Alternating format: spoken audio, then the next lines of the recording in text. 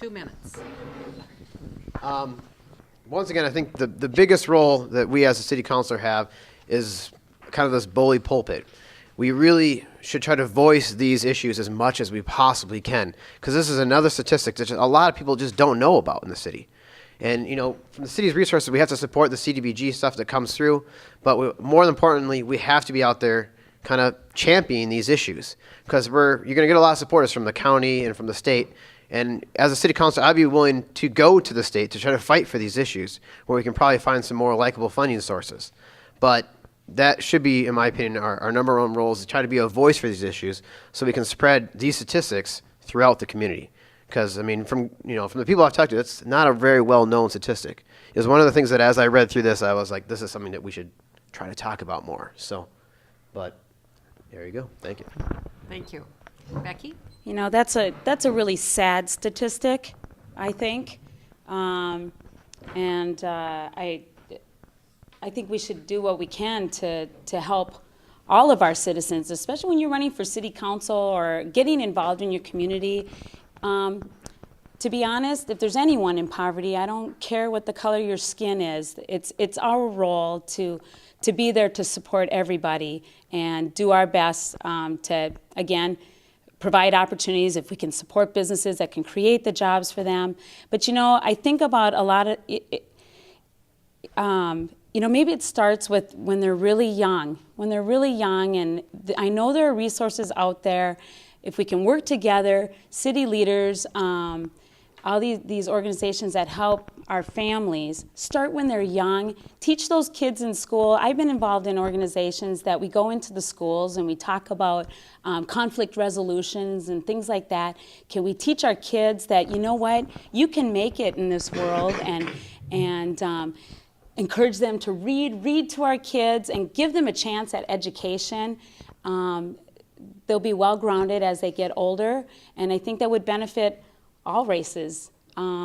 I would like to see some effort in that. I think we do a good job in this city, but we can continue to support those efforts. You know, I think about some of the things I've been involved in. I volunteer in a health fair, and we see all the Duluth third and fourth graders come through our health fair. And I got to tell you, they come from all over Duluth, Proctor, all over. Kids from all walks of life. And I look into their eyes, and all I can see is this is our future, and they have potential. And we have to do what we can as city leaders to support jobs for them in the future, but also to help them along the way to get a good education and support at home so they make it. So that's my feel.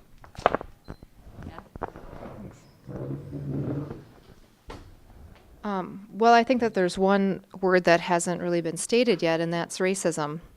That there's a reason why we see this statistic, and that's because that there's racism in Duluth, and it exists in probably every single community, and it's something that we absolutely are responsible for and need to take seriously in addressing in our city, and that's why these statistics look the way they look. The role of a city councilor in doing that, I think, is the role of, as a community leader, that we need not to be afraid to say it. I mean, racism is one of those words you whisper, right? You're going to go, racism.